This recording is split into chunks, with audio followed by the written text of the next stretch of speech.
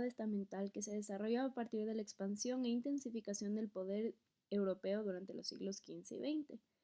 Es importante que se estableció una supremacía de la raza blanca sobre indios, negros y asiáticos.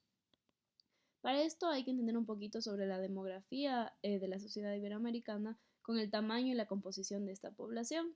Entonces, como rasgos principales lo que hubo fue un aumento de la población iberoamericana total, una estabilización relativa del tamaño de la población indígena, un crecimiento de la población blanca o mestiza y un aumento de la población negra. Entonces, vamos a comenzar nuestro análisis con los negros.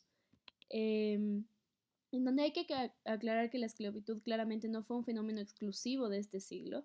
De hecho, desde 1512 ya se habían llevado africanos del Caribe. El 72% de los esclavos estaban en Brasil, en donde era imposible separarlos de la práctica o la industria de la caña de azúcar, debido a que eran vitales para poder satisfacer las demandas de mano de obra en las plantaciones de azúcar a lo largo de la costa. Existía una teórica esclavitud tolerante en Brasil, pero aún así existían injusticias raciales, intolerancia, pobreza, degradación e incluso abuso sexual. Cuba se convirtió también en el territorio más importante de Hispanoamérica en lo que se refiere a la esclavitud, pero hay que reconocer que fue un fenómeno que se desarrolló y fue cambiando de forma progresiva en respuesta a la intensificación del capitalismo en estas zonas. Después tenemos a los indios. Después de la conquista española se intentó esclavizar a los indios que supuestamente no estaban sometidos, que se encontraban en las fronteras del imperio. Se buscó que perdieran su libertad individual en un sistema con orden social estratificado y desigual, que al final se basaba en la explotación de los indios. Lo interesante era que gozaban de cierta libertad, por ejemplo, como poder tener sus propias tierras, pero tenían obligaciones. Esas obligaciones era pagar tributo y trabajar, sea por voluntad propia o por fuerza, a cambio de un salario, lo que se conocía como la mita en Perú. La sociedad rural india se hallaba sometida a la presión de la corona y la sociedad no apoyaba sus levantamientos, dado que amenazaban a la final la supuesta supremacía social de la población blanca. Un ejemplo de eso es el levantamiento de Quito en 1765. Por otro lado, tenemos los mestizos y las castas que se derivaron a partir de los mestizos. Hay que reconocer que la línea entre mestizo e indio estaba muy poco definido y que la categoría racial realmente reflejaba las posiciones económicas o sociales más que en realidad una clasificación racial, dado que si es que en verdad hubiesen sido estrictos con las características que era ser mestizo, el número de mestizos dentro de Hispanoamérica hubiese sido mayor. La población mestiza creció muy rápidamente.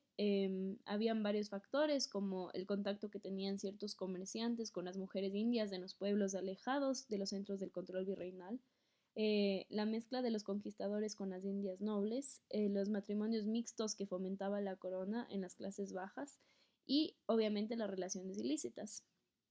Se comenzaron a crear incluso nuevos términos por cómo había casamientos y otras situaciones dentro de los miembros más industriosos.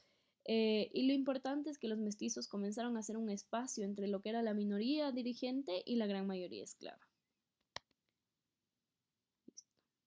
Por otro lado, tenemos a los conquistadores o a los que fueron los que dirigían el imperio. En primer lugar, tenemos a los portugueses. En Brasil había una minoría nacida en Portugal que tenía todos los cargos altos del Estado y dominaban el comercio atlántico. Entonces había un sentimiento antiportugués inevitable en los estamentos medios de la sociedad. La oligarquía brasileña no estaba realmente contenta con el mercantilismo portugués, pero a la final compartían sus antecedentes culturales y sociales, cosa que no pasaba en Hispanoamérica. Ellos no se identificaban con los peninsulares y estaban muy descontentos con la presencia de los españoles, excepto obviamente por aquellas familias criollas que tenían matrimonio con las personas que habían hecho fortunas del comercio. Pero las élites locales a la final nacieron en la misma conquista, a partir de intereses conferidos en la tierra, la minería y el comercio. El problema con los españoles era que el conservadurismo social y racial solía ser lo suficientemente potente para olvidar los motivos de quejas políticos y económicos, pensando que a la final no se podían modificar las estructuras imperiales y no se podía tener independencia puramente política. Entonces se creó un resentimiento de no poder participar en la administración que manejaban los españoles y había aspiraciones por parte de las clases medias y bajas de excluir a los españoles del gobierno de América, creando un antagonismo por discriminación al acceso de estos puestos. Como conclusión, hay que saber que cuando se estratifica una sociedad por criterios raciales siempre va a haber excepciones, y más que nada que esta diferenciación que se creó llevó a rebeliones y consecuentemente a la finalización de los imperios americanos, tanto de España y Portugal, cuando los hispanoamericanos y los brasileños se cansaron de que los gobiernen élites y minorías desde Madrid y Lisboa, convirtiendo a la final su supremacía económica en libertad política.